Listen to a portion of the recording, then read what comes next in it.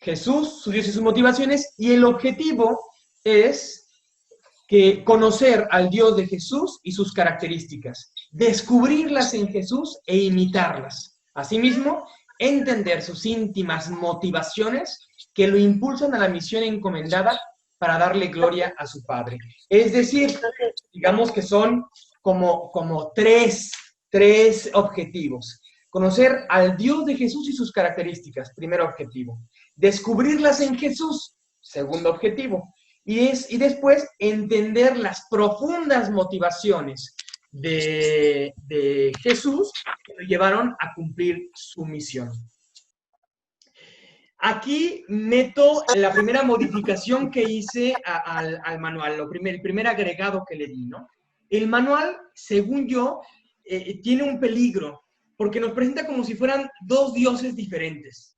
El Dios del Antiguo Testamento y el Dios del Nuevo Testamento.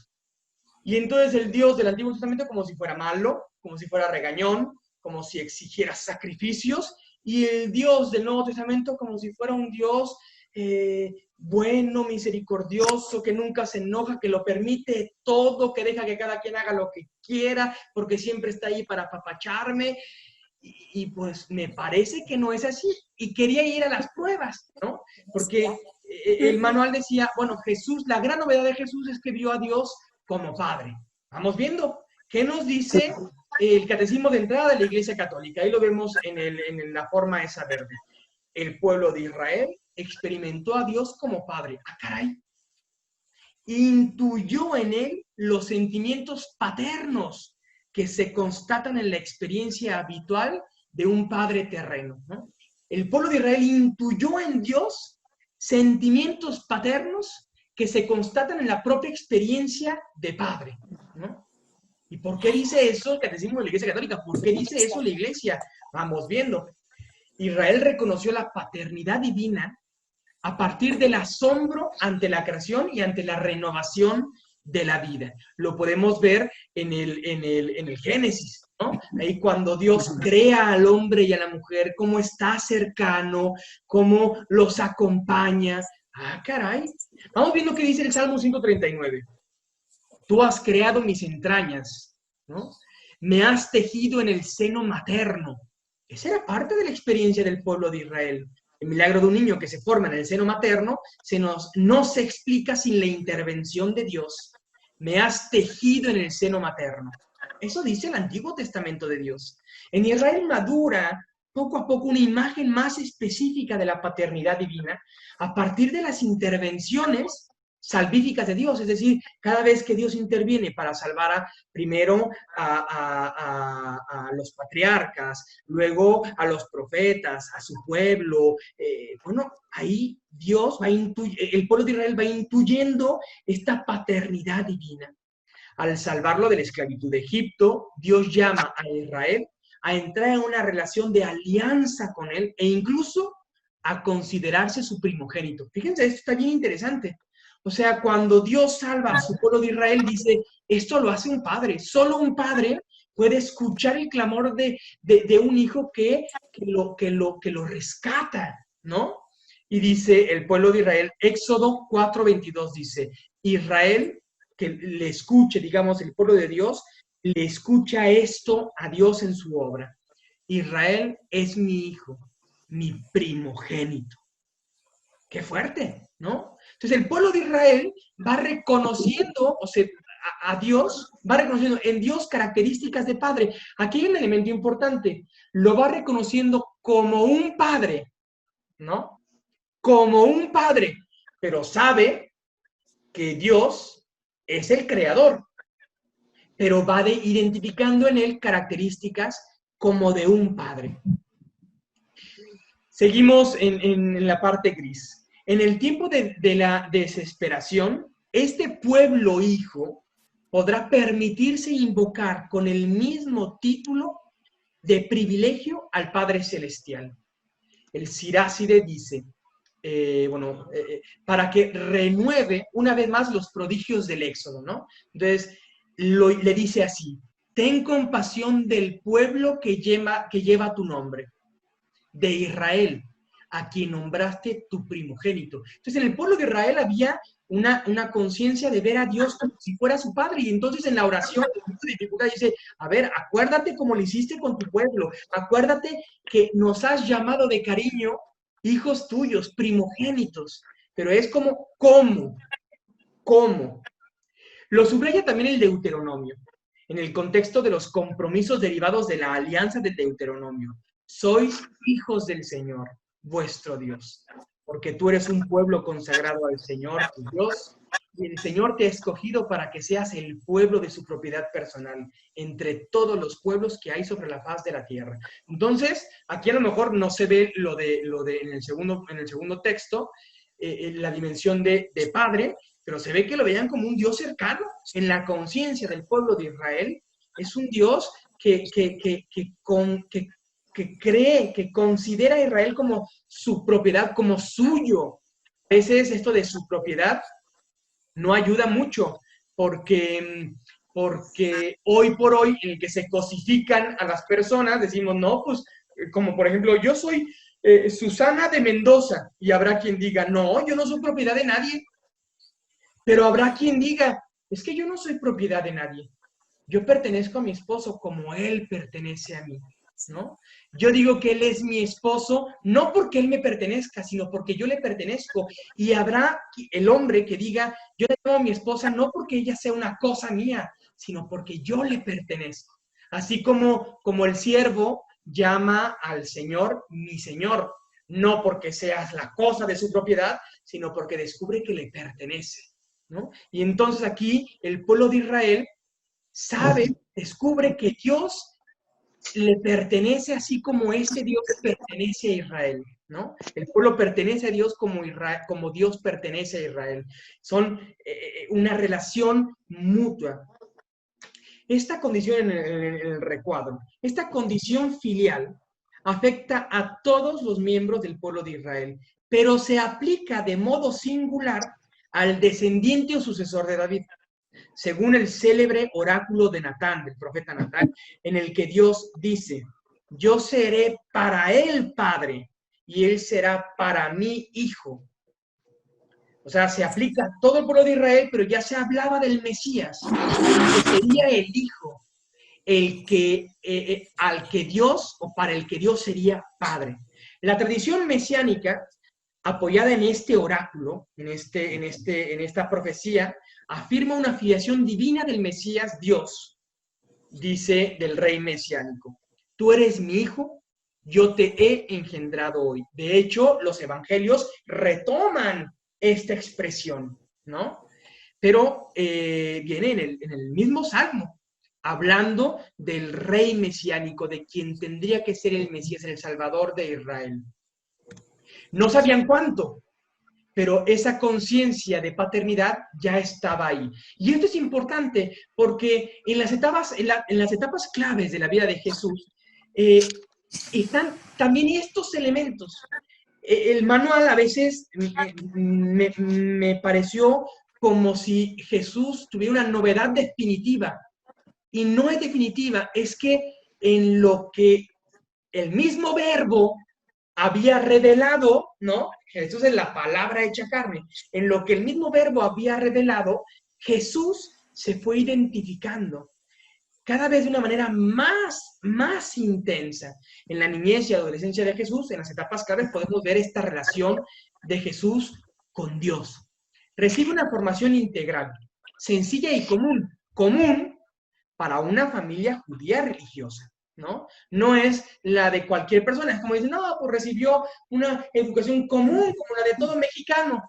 Pues hay diferencias entre la de un mexicano del norte y uno del sur, en la de uno religioso y uno no religioso, en la de uno que a lo mejor está en la política que la de uno que no, incluso en la de una mamá que trabaja con la de una mamá que puede estar en la casa. Entonces hay diferencias, ¿no? Entonces Jesús recibe una formación integral, sencilla sí, pero común para una familia judía religiosa de la época. Y vamos viendo que Jesús, esta conciencia del pueblo de Israel de ser como un hijo, ya cuando Jesús tenía en su adolescencia, él habla de las cosas de mi Padre cuando se pierde en el templo, ¿no? Entonces va identificando que ese Dios que el pueblo de Israel va identificando como un Padre, para él no es como, sino que es su Padre, ¿no? Va viendo esto, todavía a lo mejor no lo entiende perfectamente, porque dice el Evangelio, fue creciendo en sabiduría y gracia, ¿no? En edad, sabiduría y gracia, pero va sintiendo o va vibrando con esa concepción de Israel de Dios como Padre, va vibrando en una manera particular, y sí lo llama Padre. Lo que el pueblo de Israel decía, Él es nuestro Padre, Israel es el primogénito, pero Él lo dice en primera persona, y esto ya va siendo una novedad, que no es totalmente diferente de lo que vivía el pueblo de Israel, sino que va encontrando en la conciencia del pueblo de Israel una certeza todavía más potente. En el bautismo, por ejemplo, ahí se acercó a Juan el Bautista, que era un hombre pues, todo de íntegro, ¿no? Y va descubriendo en él voz de Dios, ¿no? Se va identificando. Esta palabra de identificar queda perfecta en el proceso de Jesús, porque cuando Jesús va oyendo elementos de Dios, él se va identificando. ¿A qué le suena la palabra identificar? ¿A qué le suena? ¿Se van encontrando algo en común? Va encontrando algo en común, muy bien.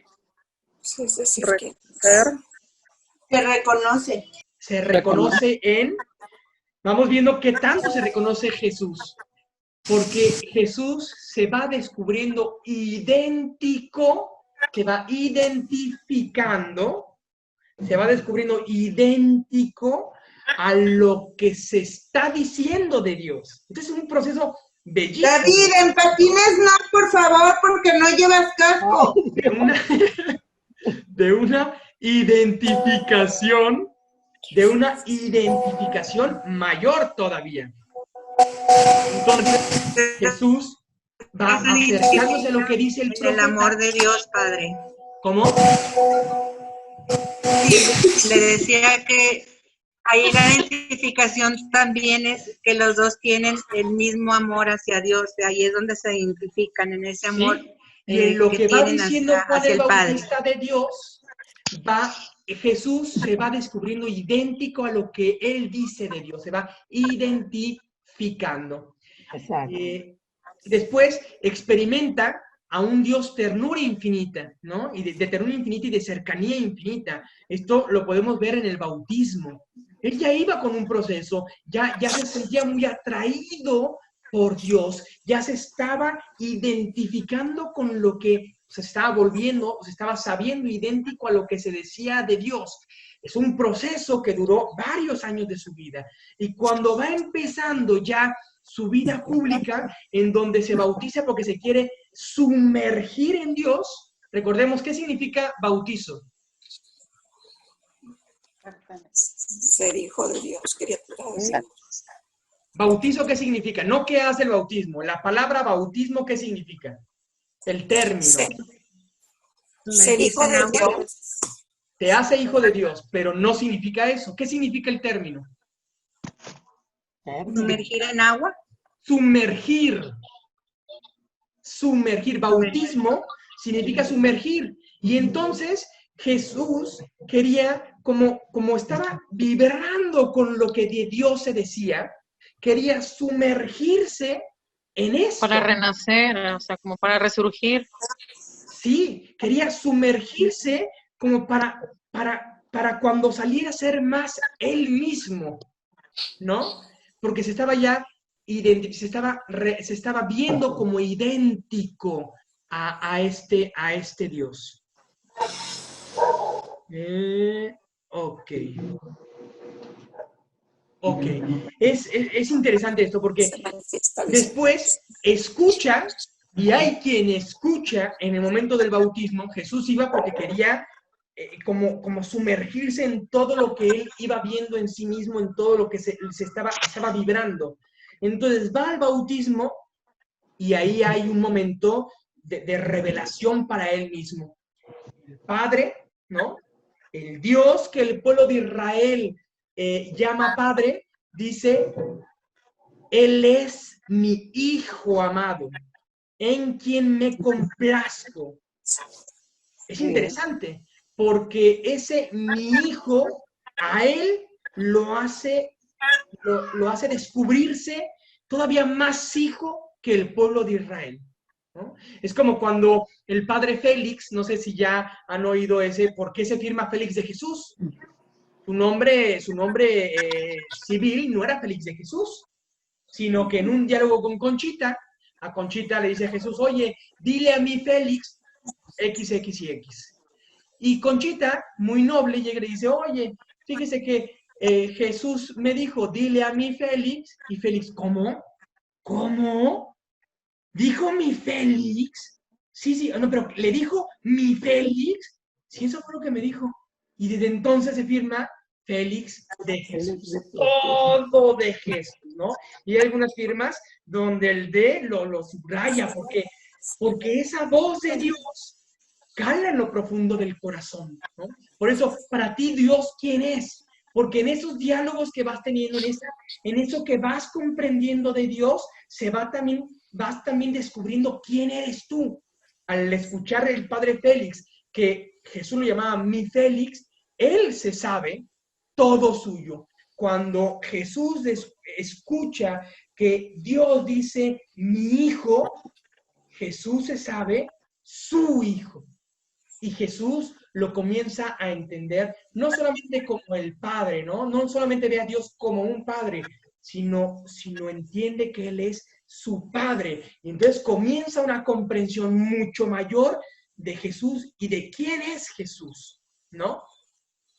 Y aparte le dona su espíritu, porque ve que el Espíritu Santo va descendiendo en forma de paloma. Entonces va descubriendo o va redescubriendo que Dios es comunidad, que Dios es trino, que Dios se dona, va sabiendo que Él tiene el Espíritu del Padre, el Espíritu de Dios, el Espíritu de Dios habita en Él. Si Él tiene el Espíritu de Dios, pues ¿quién es Él? Vamos viendo, porque el desierto le ayuda a comprender mucho esto. 40 días de silencio, 40 días en los que Jesús vivió algo que a lo mejor algunos de ustedes habrá ya oído, pero que ahorita les doy una pequeña pista, es Jesús vivió la cadena de amor en estos 40 días del desierto como nadie más. Es una metodología que da Conchita, en la que nos ayuda, Conchita, a vivir esta experiencia del desierto en Jesús, en donde se aleja de los que ama, en los que vive en silencio, en un tiempo en el que se aleja de las cosas que obstaculizan su relación con Dios, un momento en el que se aleja de lo que él hasta ahorita había pensado, se aleja de lo que los otros dicen que él es, se aleja de todo para poder entrar, ¿no? Continuar sumergirse en Dios para, en oración profunda, descubrir quién es Él. ¿Quién es Él? En el desierto comienza a discernir quién es el Padre y qué quiere el Padre. De estas reflexiones surgen opciones que podemos, opciones y podemos ver tentaciones en el desierto. Bueno, tú eres el Hijo de Dios, tú eres el Mesías. El mismo demonio dice, bueno, pues está escrito, ¿no? Dios mandará a sus ángeles. Entonces, de comprender quién es y quién es Dios, no solamente para él, sino quién es Dios en sí mismo, surgen tentaciones que Jesús, por vivir la cadena de amor, supera. Decide, entonces, abrir caminos para un pueblo nuevo, Jesús en este desierto, en estos 40 días. Y recuerda la prioridad salvadora de Dios, donde la ley, es decir, el querer de Dios, está escrita en un corazón de carne. Esto también lo modifiqué, lo puse diferente a como dice su manual. Donde la ley, Jesús no vino a abolir la ley, vino a darle plenitud. Descubre que la ley está escrita en el corazón de carne y descubre que solo escribiendo la ley en el corazón de personas vivas es que puede transformar y salvar. ¿Hasta aquí alguna pregunta? Ok, sigamos adelante. Ahora, de este discernimiento surge una decisión. Podemos ver también aquí la metodología. Ver, Jesús fue viendo quién era, qué pensaba, fue viendo quién era su padre, reconoció su historia, su realidad, para poder juzgar, ¿no? Juzga, descubre quién es y decreta quién es, o dice, ¿no? Quién es él mismo, quién es Dios, para poder discernir, confronta lo que se dice de Dios consigo mismo, se identifica con eso y toma decisiones, ver, juzgar, actuar. Asume con claridad, entonces, en el desierto, con claridad y madurez, el mensaje de su padre, lo hace suyo, no solamente es de su padre, lo hace su mensaje. Y en plena decisión decide compartir la nueva del amor de Dios que libera. Escribiré mi ley en un corazón de carne, el amor de Dios que libera. Vamos viendo lo que dice en el recuadro verde. El Espíritu del Señor, porque ese es un momento en el que Jesús va a una celebración litúrgica, ¿no? Le toca a él leer el rollo de la ley con el que él se identificaba y cáspita. Aquí empieza ya a identificarse plenamente con el proyecto de Dios. Aquí vemos cómo Dios ya está identificado. Dice lo que él lee. ¿Quién me lo lee? Lo que está en el recuadro verde. Yo. ¿Ok? ¿Juani? El Espíritu del Señor sobre mí, porque me ha ungido para anunciar a los pobres la buena nueva. Me ha enviado a proclamar la liberación a los cautivos y la vista a los ciegos, para dar la libertad a los oprimidos. 19, y proclamar un año de gracia del Señor. Ok, 19 es el versículo, perdónenme. Sí, perdón. El Espíritu del Señor está sobre mí porque me ha ungido para anunciar la buena nueva a los pobres. Buena nueva, evangelio. Y entonces se acuerda probablemente de que en el bautismo el Espíritu del Señor está sobre él, ¿no? Ve bajar en forma como de paloma, que el Espíritu baja sobre él. Y él va y lee, el Espíritu del Señor está sobre mí. Ah, caray, pues eso me acaba de pasar.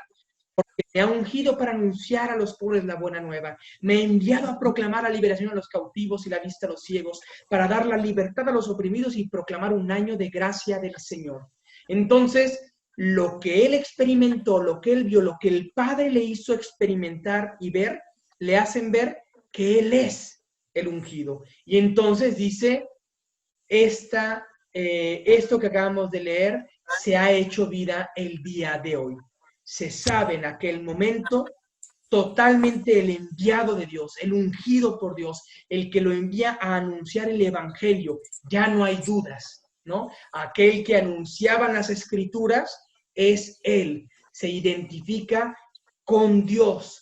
Tiene el Espíritu Santo. Ese es el Dios de Jesús, el Dios que ha sido cercano, el Dios que está mucho más cercano de cuanto se creía, el Dios que en él no es como si fuera su Padre, sino que en verdad es su Padre. Entonces, si en verdad es su Padre, quiere decir que lo ha engendrado eternamente. Quiere decir que Él es el Verbo. Yo soy. Este es el proceso que va a ir haciendo, ¿no? Al final, en San Juan, el mismo Jesús va diciendo, yo soy. Es decir, yo soy la palabra, yo soy el que soy, yo soy el que posee el Espíritu de Dios, por tanto soy Dios, ¿no? Pero aquí, al inicio de su caminar, se sabe ya el ungido de Dios, se sabe ya el enviado de Dios, se sabe ya el Hijo de Dios. Entonces quiere decir que Dios es el que envía para salvar. Esa es la imagen de Dios. Dios es el que lo envía a proclamar la liberación. Es un Dios libertador. Dios es el que le envía a ayudar a los ciegos, a que el pueblo de Israel pueda ver a Dios con más claridad. Es el que quiere que todos se salven. Ah, caray, ese es el Dios de Jesús, ¿no? Ese es el Dios que en Jesús se va haciendo cada vez más vivo. En Jesús se va haciendo el Emmanuel, como estaba anunciado. El Dios con nosotros. Es un Dios que viene a reinar en el amor. algunas manifestaciones de la misión de Jesús. Jesús, después de todo este proceso, hasta aquí, ¿los estoy diciendo bolas o sí me estoy dando a entender? No, está bien. Correcto. O sea, va conociendo quién es Dios y va entonces conociendo quién es Él y se va identificando con Él. Y entonces, lo que acabamos de decir van siendo los elementos que Él ve en Dios y entonces tiene que anunciarlo, ¿no? Da a conocer entonces a Papá Dios, lo da a conocer, ¿no? Él es mi Padre y si ustedes me siguen y yo habito en ustedes, Él también será su Padre, ¿no? Y quiero que sea también su Padre. De hecho, ahí tienen su manual. Sí. Vamos a ver si no nos confunde, el texto de Conchita que tenemos en la primera página del tema 4.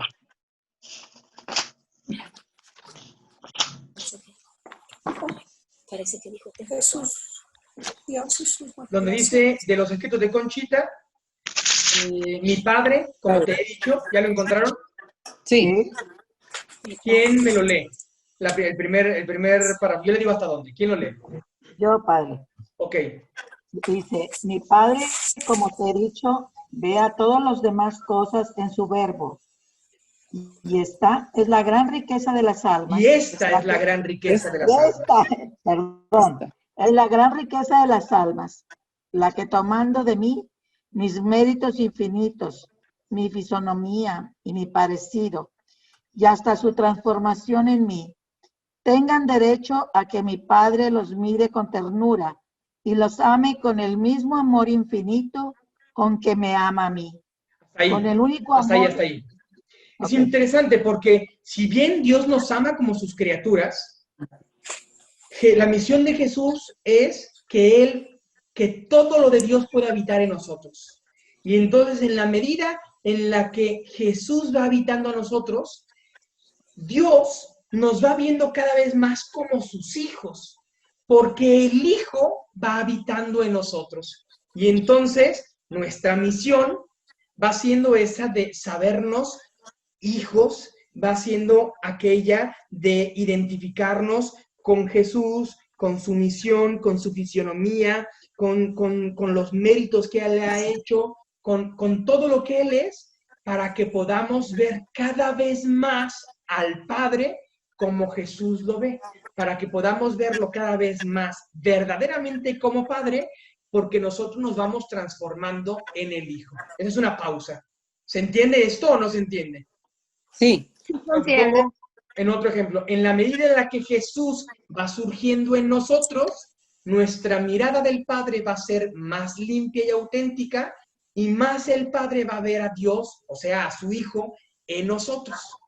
En otro ejemplo, si yo tengo un trapito maravilloso de esos con los que los niños duermen, un trapito de esos blancos, franelas todas tiernitas, y yo la meto en una jarra de agua con jamaica, cuando sale, ¿es el mismo trapo de antes?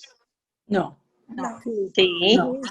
Sí, pero, es el mismo, pero no sí, es lo mismo, ¿no? Porque está completamente impregnado en todas sus fibras de esta agua de Jamaica. Y la puedes hasta meter a la lavadora y sigue siendo rojo. Es el mismo trapo, pero ya no es lo mismo, porque todas sus fibras fueron impregnadas del agua de Jamaica. Con el bautismo nos pasa a nosotros lo mismito. Somos los mismos, Laura, Lourdes, Rosy, Mari, Concha, Ceci, todos somos, pero no somos lo mismo. Porque como Cristo, como el agua de Jamaica, habita en todas nuestras fibras, somos diferentes.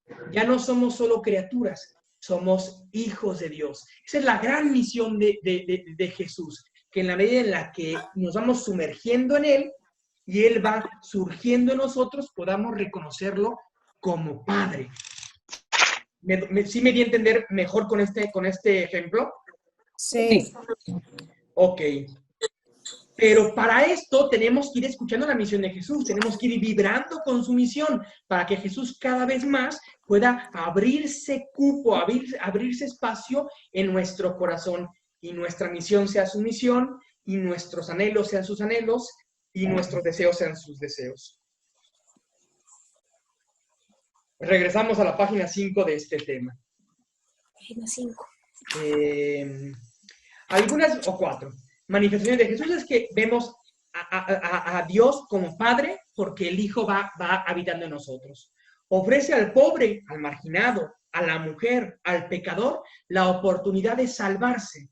Esa salvación ya estaba ahí, pero el pueblo de Israel como que se fue cristalizando, se fue secando, y entonces tenían categorías. Entonces se salvan los fariseos, porque conocen la ley, se salvan los que hagan esto, esto y esto, se salvan como que los que se acercaron a lo que Dios decía, como que delimitaron quién se puede salvar y se olvidaron de muchos elementos de la palabra de Dios. Entonces Jesús, su novedad no es que nos dice algo que no estaba, sino que nos ayuda a comprender con una visión nueva, porque su ley la está escribiendo en una relación personal con nosotros, que Dios a todos, al hombre, al enfermo, a la mujer, al esclavo, al extranjero, a todos los está llamando, todos pueden salvarse. Era ya la misión de Israel, estaba anunciada, pero en Jesús se plenifica, porque a partir de él, esto se va haciendo más verdad de la que nunca antes se había hecho.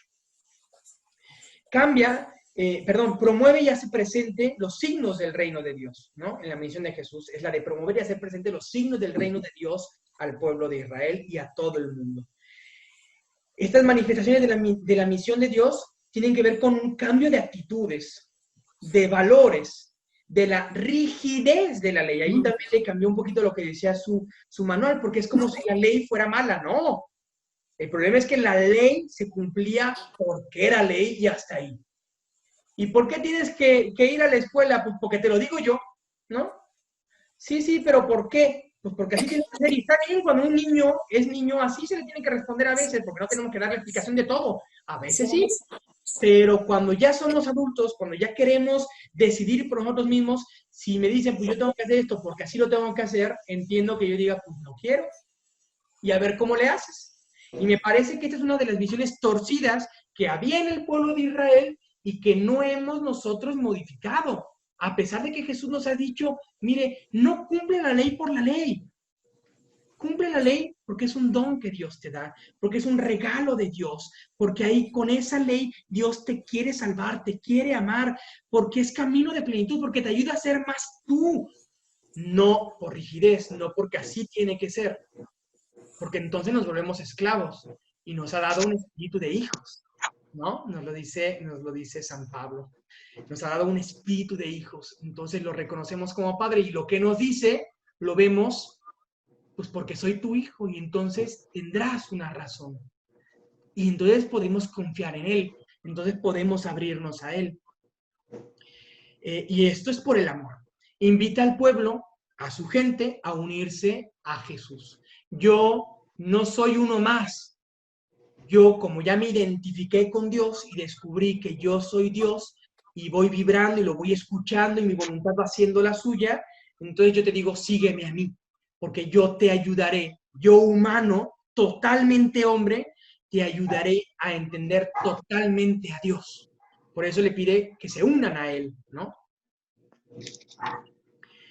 Aquí hay algunos elementos de Jesús, que ahí tienen en su manual. Aquí nos hicieron el favor, quien ayudó a elaborar parte de esta diapositiva, nos lo pone ahí, ¿no? Jesús le manda a preguntar a los demás, le manda a preguntar a Jesús quién es él, si es el Mesías.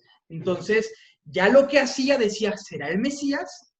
Llama a algunos a seguirlo, y eso como que desconcierta. ¿Por qué lo siguen a él? ¿Por qué seguirlo a él? Envía a su casa a algunos que dicen, yo te voy a seguir. No, tú vete a tu casa. Ah, caray, pues alguno lo llama, otro dice, ve a tu casa y vive ahí la palabra de Dios y los mandamientos. Él habla como quien tiene autoridad.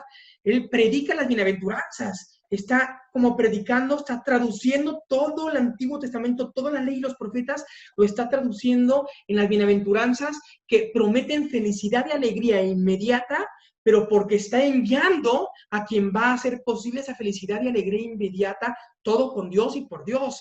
entonces sí cuestiona, antepone el hombre y a Dios, ahí me faltó, antepone al hombre y a Dios a la ley, porque la ley se estaba viviendo porque es ley, y la ley tiene su sentido más pleno cuando se ve que surge de Dios, de este Dios que me ama, de este Dios que es mi padre, de este Dios que es mi hermano, de este Dios que me ilumina, ¿no? Se antepone al hombre y la relación del hombre con Dios y de Dios con el hombre a la pura ley muerta, como letra muerta. Cuestiona las tradiciones vacías, ¿va? En este mismo sentido. Huye cuando lo quieren hacer rey, entonces no quiere el poder. ¡Ah, caray! Pues nosotros queremos que tenga el poder. Permanece en silencio entre Pilatos. Unos dirán, ese es el momento en el que tenías que hablar. Entonces desconcierta. Lo que va haciendo no es lo que haría cualquiera, es lo que hace Dios, el profeta. Jesús también fascina, y aquí hay algunos ejemplos, ¿no? Hay quien se levanta y lo sigue, porque es fascinante.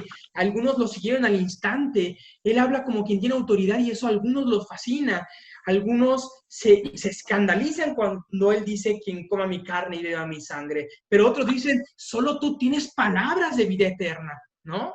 Otros se van quedando pasmados de lo que va diciendo. Entonces Jesús desconcierta y fascina. No es el Mesías que ya se había dicho que tenía que ser así, así, así y así. Él desconcierta, él fascina, él va siendo la palabra eterna del Padre hecha carne. Él es el que tenía que venir.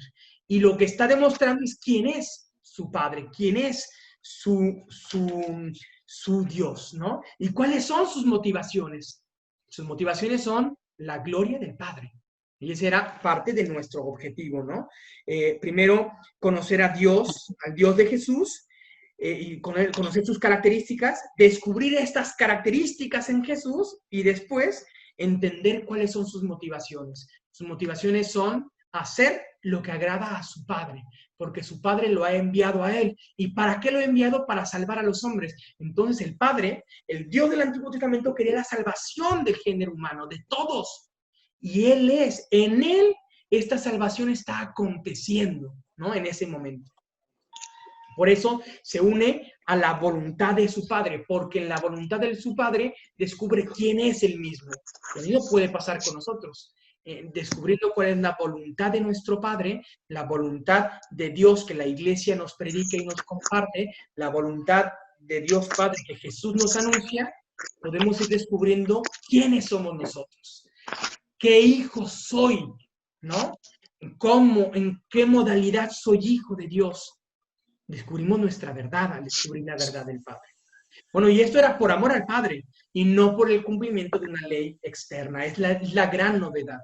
La interpretación de la voluntad divina la fue discerniendo por el Espíritu Santo que vivía en su interior. Entonces, la motivación central es conocer al Padre, vibrar con su voluntad, con su persona, para descubrir quién era y salvar al género humano, ¿no? Porque descubre que el Padre lo ha enviado a él para salvar a la humanidad. Esta es su motivación. El amor al Padre, hacer lo que dice el Padre y salvar a sus hermanos. Entonces, amor al Padre y amor a ti. Y el amor de Dios en un hombre. Entonces es el amor total del hombre Jesús, que es Dios. Entonces es un amor accesible. Jesús adopta dos actitudes, ¿no? Él abre totalmente su mente al Padre y su corazón y busca imitarle. Entonces se abre a él para que Dios pueda entrar y cuando lo va descubriendo, busca imitarlo. Esto es posible por el diálogo, ¿no? Por el diálogo que tenía con su Padre, es decir, con la oración. Por eso cuando veíamos al inicio, tú cómo oras, yo después te regresé la pregunta. Hay que ver, porque está el cómo quisiera orar, pero a veces yo hago solo un monólogo y no lo dejo hablar. A veces me pierdo en un libro espiritual que era el pretexto para que Dios me hablara, pero en realidad se fue en todo un libro. A veces me pierdo en algunas oraciones que es la voz de la iglesia, que son un pretexto para que yo pueda dialogar con el Señor, es decir, para que a través de esas oraciones yo escuche lo que Dios me dice y pueda profundizar en esta relación.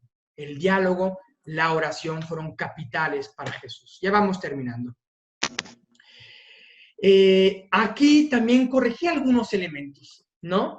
Porque en su manual aquí nos quería proponer como si el Dios del Antiguo Testamento fuese, como les decía, el Dios lejano, el Dios que castiga, y en la página 6, hasta táchenlo, porque no es la visión del Antiguo Testamento, y por eso se los puse en la diapositiva número 2.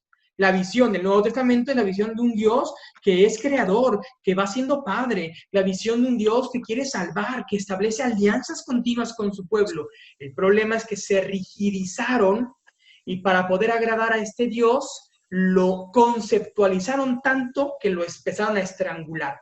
Pero el antiguo pueblo de Israel veían a Dios como el Dios liberador y lo estaban esperando. Esperaban al Dios que iba a liberar, al Dios que quería restablecer su alianza, que creían en el Dios de esa alianza, al Dios que había ya perdonado continuamente. La novedad, repito, es que, bueno, ¿qué estaba pasando? Que lo estaban estrangulando, lo estaban secuestrando algunos pocos que se creían santos y que por lo mismo ya no dejaban que la palabra de Dios también los transformara a ellos.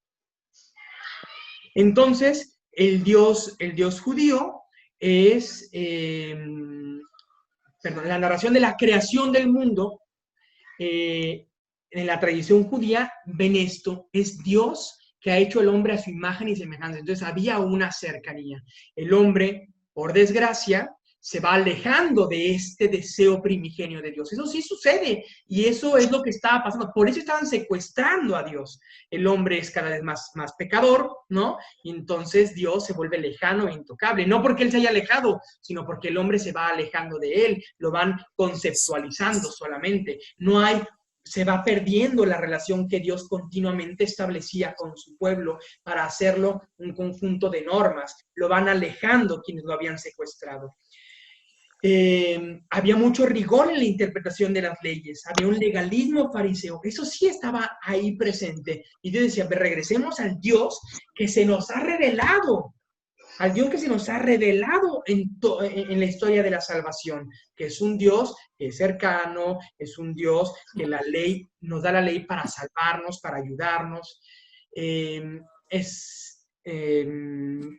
Muchos de ellos vivían con sentido de culpa, las enfermedades y los hechos cotidianos eran reconocidos como impurezas, pero después se les segregaba cuando el Dios del Antiguo Testamento, el Dios que hasta aquel momento era la revelación de Dios, decía, ayuda a los enfermos, ayuda a las viudas, acepta a los migrantes, acógelos, dale de comer, deja siempre un poco de comida en tu siembra para que si hay pobres, ahí pueda haber quien recoja. Pero se estaba cristalizando y se estaban olvidando muchos elementos. Eso sí estaba pasando con la interpretación farisaica de la revelación de Dios. Aquí hay otros 2 elementitos o 3 que quiero ver para ver que Dios de verdad estaba ahí, pero Jesús lo reactualiza y lo vuelve a hacer presente. Libera de una interpretación secuestrada de Dios. La caída del hombre en el Génesis nos habla de un Dios que es cercano, que perdona, que a pesar de que el hombre lo traicionó, no lo destruye, sino que le da una nueva oportunidad. Claro que con consecuencias, ese sí, y también es el Dios de Jesús, el Dios que te permite vivir ciertas consecuencias. No es el Dios buenista que me deja hacer todo lo que quiero y cuando quiero. Es un Dios que me permite vivir la consecuencia de alejarme de Él. Se ve también ya desde el Antiguo Testamento, desde el Dios que Jesús conocía, porque no era ¿cómo se llama? No es que no lo conociera, conocía la palabra y le iba conociendo cada vez más, ¿no? Entonces descubre a Dios como que tenía cercanía, a pesar de la lejanía del hombre. ¿Sí?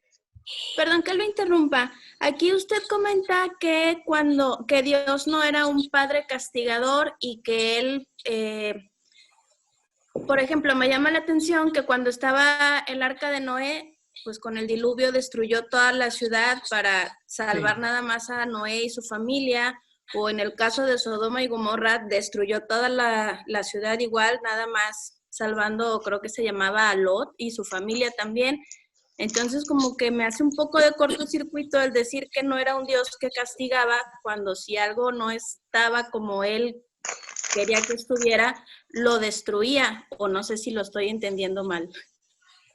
Hay elementos importantes en lo que dices, pero vamos a ver si podemos cambiar un poquito la interpretación, porque yo puedo ver en esa palabra, ¿no?, a un Dios caprichoso que cuando no se hace lo que Él quiere, destruye, ¿no? O puedo descubrir, gracias a Jesús, pero también al Antiguo Testamento, que me ayuda a ampliar, que ese Dios era un padre, ciertamente. Un padre que castigaba, ciertamente, pero que no era destrucción total, sino era una medicina. Yo les quiero preguntar, ¿alguna vez, no sé, también a ti, Rebeca, te veo muy joven, no sé si es la magia de la computadora, o si ya estás casada y tienes hijos? Sí, tengo 2 niños. ¿Tú alguna vez has castigado a alguno de tus hijos? Muchas. ¿Y eso te hace una mala mujer? Pero, pues no. Pero no es de la misma severidad como ese tipo de castigos. No sé Ciertamente, si me explico. Pero si tu hijo estuviera a punto de meter el dedo en la corriente eléctrica, ¿no irías tras de él, a lo mejor hasta con violencia? ¿No te alterarías? ¿No lo quitarías con violencia para que no se mate a sí mismo? Probablemente sí. Sí, pues sí lo haría. No, probablemente sí lo haría. Yo lo haría, y yo a veces lo he hecho con mis sobrinos, ¿no? Que van con un perro que a lo mejor es como bien agresivo, y de esos que como no ladran, muerden, y ahí está la niñita, y yo desde lejos digo, ¡no! Y voy corriendo, el niño se asusta, el niño a lo mejor, pero es para salvarle la vida. Entonces, cuando Dios revela en todo el Antiguo Testamento que claro que castiga, pero el problema es que en nuestro tiempo hemos identificado el castigo con maldad.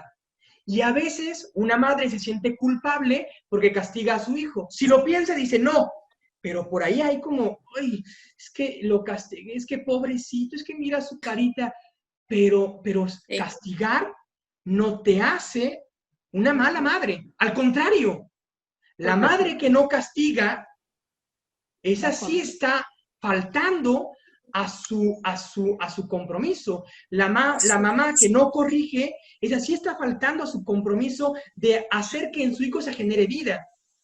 Entonces, en algunos momentos históricos donde el hombre se estaba autodestruyendo y estaba destruyendo la creación, su pedagogía fue, mira, hasta aquí, porque te he dicho que te amo, he establecido mi alianza, estoy, y entonces en su pedagogía puso vamos a cortar, los que ya están aquí, me los llevo, porque la muerte, recordemos, que no tiene la última palabra.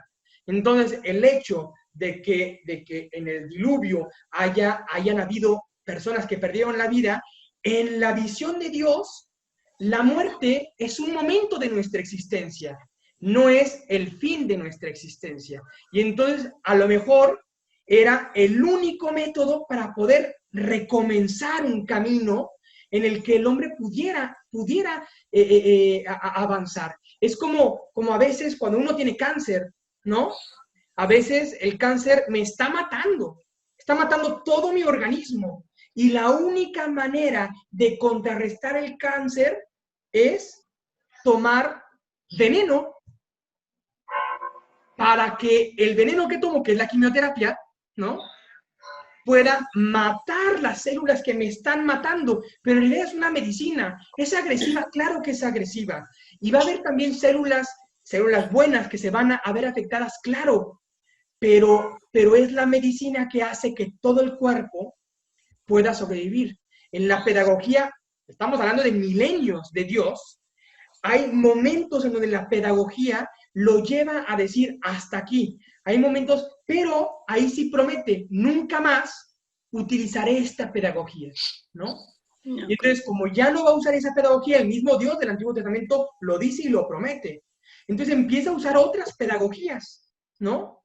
No sabemos cómo estaba la situación, la autodestrucción de aquel momento, que la única medicina fue esa quimioterapia.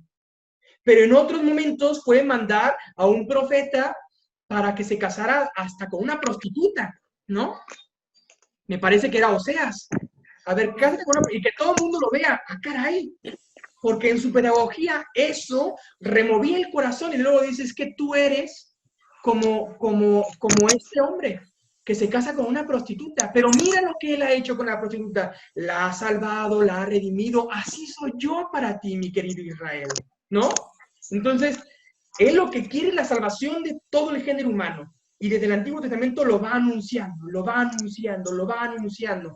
Pero hay momentos donde tiene que haber una intervención. A veces es una intervención más agresiva, a veces una intervención menos agresiva. Hay momentos donde el pueblo de Israel lo dejó participar de la consecuencia de su lejanía. Ahí está el exilio, ahí está en Babilonia, ¿no? Y varios momentos, dos en particular, donde hay un destierro. ¿Para qué? ¿Por qué Dios los abandonó? ¿Los abandonó realmente? ¿O conociendo el corazón endurecido de su pueblo, era la única manera para que su pueblo pudiera decir, pues es que yo tengo un Dios, y un Dios que siempre ha sido fiel cuando yo me acerco a Él? Y entonces el pueblo de Israel comienza a acercarse a Él, y entonces ven cómo Dios puede otra vez participar de su proceso y salvarlo. ¿Me explico? Entonces, cuando vemos que en el Antiguo Testamento hay elementos de Dios que nos hacen ruido, hay que ver, porque a lo mejor nos hablan de experiencias, o nos lo han metido, ¿no? O de experiencias propias que yo he tenido. Porque a lo mejor mi papá me castigaba muchísimo y cuando yo veo que Dios castiga a su pueblo, no. Bueno, pero el castigo es siempre malo, o cuando el castigo exagera y destruye. Pero cuando el castigo es para construir y para generar vida, entonces no siempre la corrección es mala. Es mala cuando genera solo muerte, ¿no? Es buena cuando va generando vida.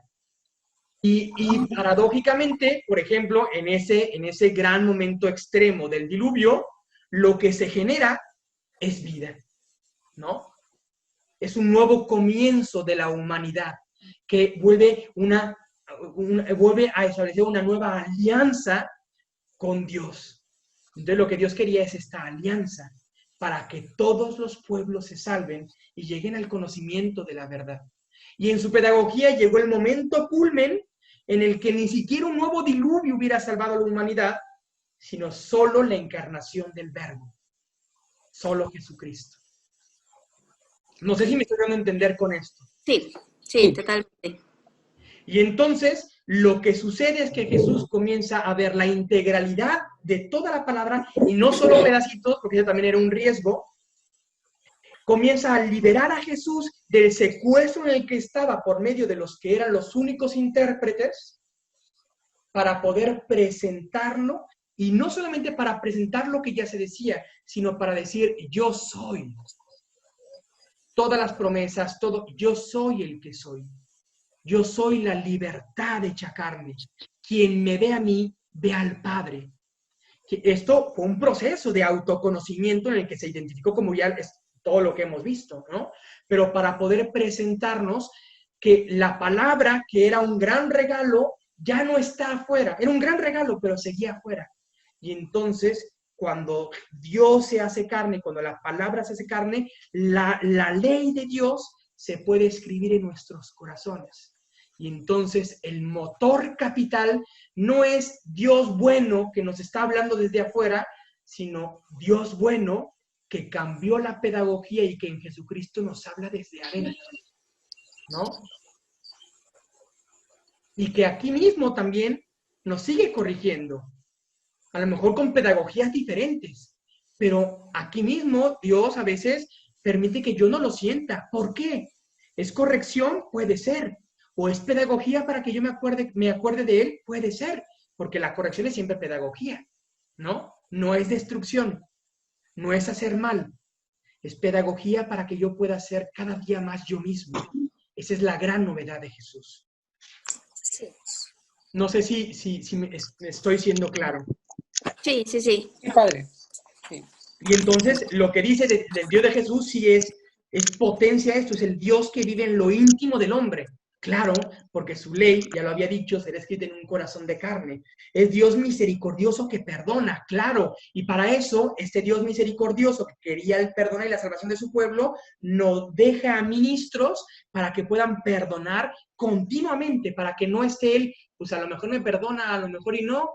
Y si no, pues voy al muro del templo a lamentarme, pidiendo misericordia, sabiendo que es misericordioso, pero sin certezas. No, ya no. Jesús nos deja ministros para que este perdón sea inmediato, para que esta conversión sea inmediato. La pedagogía total de Dios sí cambió en Jesucristo. Esa es la gran novedad, la pedagogía que Dios tiene para con los hombres.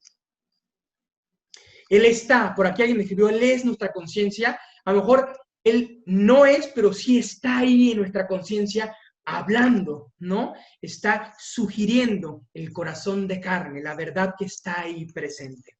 Es Dios que facilita la ayuda, claro, porque está ahí, porque su palabra es viva, se hizo carne, porque construyó la iglesia, la comunidad de Dios.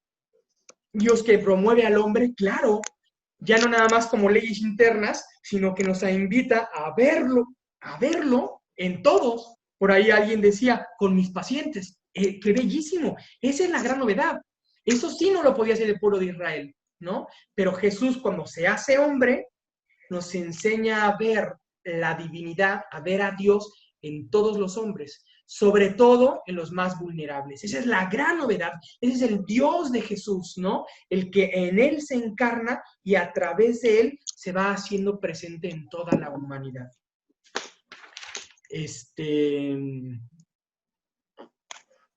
Muy bien. Es un Dios, ya con esto terminamos, exclusivamente bueno, sí es bueno, y a lo mejor no se veía tanto, pero lo vemos, y cuando desde Jesús leemos el Antiguo Testamento, podemos ver que sí, que efectivamente es exclusivamente bueno. Es un Dios que busca comunicarse. Se veía desde el Antiguo Testamento, pero cuando Jesús deja su palabra hecha carne y el Evangelio y deja los sacramentos, vemos, sí, claro que como es el mismo Dios, en Jesús planifica esa comunicación que ha hecho a través de los profetas, de los patriarcas, del pueblo de Israel, de los salmistas, ¿no? Es un Dios dispuesto a perdonar siempre. En Jesús queda mucho más claro y en Él llega el perdón total. Es un Dios al servicio del hombre. Lo vemos cuando Jesús se desnuda incluso para lavar los pies, ¿no? Es un Dios débil, es un Dios que se deja crucificar. No sé si vieron la película de la Pasión de Cristo. Sí.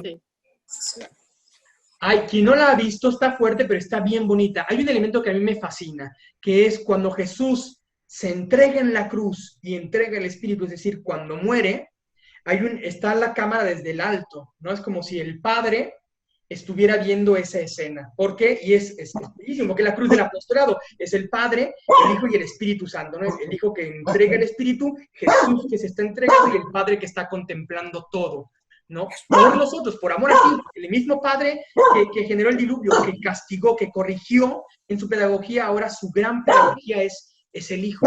Y entonces se ve la cámara, ¿no? La visión, está Jesús, que cuando muere se genera una gota de sangre, una gota de agua y cae, y comienza a llorar, como simbolizando también el llanto de Dios, ¿no? Que sufre porque su Hijo está muriendo. Es el Dios eterno y en su Hijo está sufriendo. Entonces es un Dios débil, ¿no? Y su gran debilidad es el amor por los hombres. Un Dios de ternura. No sé si hasta aquí alguien quisiera compartir algo. Muy claro. ¿Sí quedó, Pues quedó más o menos claro? Muy conscientes de que murió por amor por nosotros. Y entonces, a mí me gustaría que lo que vamos viendo de este Dios de Jesús, que tú lo vayas confrontando con esa realidad que tú reconociste de quién era Dios para ti, ¿no? A lo mejor yo puedo decir, Dios es mi todo, pero en realidad Dios es el que me va solucionando mis problemas. A lo mejor yo quiero que Dios sea como el Dios de Jesús para mí, pero pues es Él el que es mi paño de lágrimas. A lo mejor yo quiero, identifica bien quién es Dios para ti, identifica cuándo te acercas a Él, identifica cuándo lo sientes presente, para que puedas ir descubriendo los elementos del Dios de Jesús que son de Dios, ¿no? A mí aquí ya me gustaría cambiarlo. Ya no el Dios de Jesús, porque es como si Jesús no fuera Dios y es el Dios de Jesús, pero como ya se identificó con él, ya descubrió quién era él, es el Dios en Jesús, ¿no? El Dios en Jesús. Para que vaya siendo mi mismo Dios. El Dios de Jesús, el Dios en Jesús vaya siendo mi mismo Dios. Estas características yo las tengo, confrontan las visiones con las que no estás, aquello que te salta de la iglesia, aquello que dices, pues es que yo no estoy tan de acuerdo, identifícalo. Y entonces, ¿cómo esta visión de Dios ahí tiene una palabra de evangelio? Ahí va teniendo novedad, ahí va liberando. ¿Me explico? Este trabajo sería el actuar. El actuar es traducir este evangelio que acabamos de escuchar en mi propia concepción de Dios y en lo que yo voy siendo, en lo que Él va siendo para mí. Pues bueno, por mí sería todo, solo tengo un videíto que quisiera ponerles, ustedes me dicen cuándo lo ponemos. Yo sé que ya es tarde. De aquí no sé si las formadoras, alguien tiene algún comentario, algo que agregar, algo que corregir.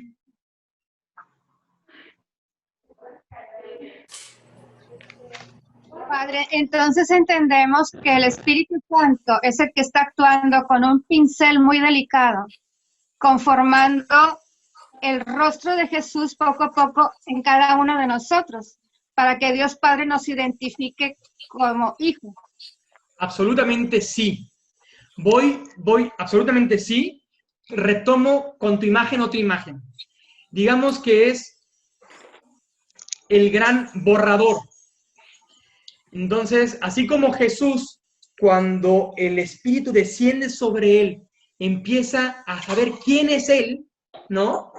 A borrar la falta de memoria, digamos que el Espíritu también está borrando en nosotros lo que en nosotros no es de Jesús, pero que ya está ahí, ¿no? Ya está, porque por el bautismo ya lo recibimos, ya fuimos coloreados del agua de Jamaica, pero a veces la llenamos de tierrita y de otras cosas. O sea, el Espíritu Santo va borrando, va quitando, va desempolvando para que surja este Jesús, ¿no? Para que pueda surgir este Jesús en nosotros. Entonces, por medio del Espíritu Santo vamos actuando, vamos guiándonos en nuestro caminar. Él nos va transformando a semejanza de nuestro Señor Jesucristo, como Él nos pidió. Hoy por hoy, totalmente. Como el Espíritu Santo le dio la capacidad a Jesús de descubrir plenamente quién era. Ya lo intuía, pero el Espíritu Santo le ayudó a identificarse, es decir, a saberse idéntico a Dios, ¿no? Gracias, Padre. Ahora, claro que es importantísimo el Espíritu Santo, pero el Espíritu Santo se desciende en ustedes, sí, pero también está presente en la iglesia. Entonces, el Espíritu Santo está presente en la palabra de Dios, está presente en los primeros cristianos que nos dejaron todo lo que no se escribió de Jesús, pero sí de su doctrina, es lo que se llama la tradición, y está presente en el magisterio, es decir, en la autoridad del Papa y de los obispos en comunión con él. Como el Espíritu Santo obra en ellos y el Espíritu Santo está obrando en nosotros, entonces estas tres mediaciones nos confrontan continuamente con lo que el Espíritu Santo va suscitando en nosotros, y entonces ahí en ese diálogo, en este confrontarme con la palabra, con la tradición con T mayúscula, ¿no? Que es lo que dijeron los primeros cristianos, los padres en la fe, y lo que el magisterio va enseñando, ahí se va perfilando, ahí vamos dando a luz al Jesucristo que ya está en nosotros, ¿no? Al verbo que ya está en nosotros. Así es, Padre. ¿Se escuchan? Sí, sí se escucha. Padre, me pongo en tus manos, haz de mí lo que quieras, sea lo que sea, te doy gracias.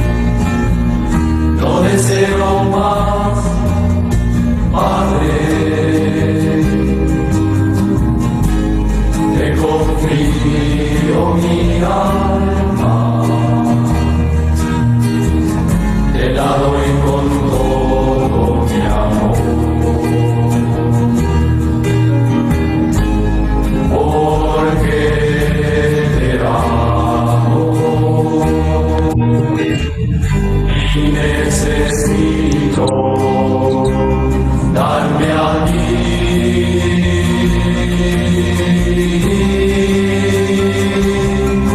ponerme en tus manos, sin limitación, sin medida, con una confianza infinita, porque tú eres mi Padre.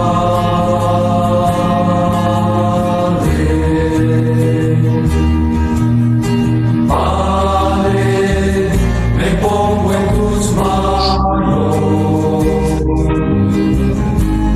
haz de mí lo que quieras, sea lo que sea, te doy gracias.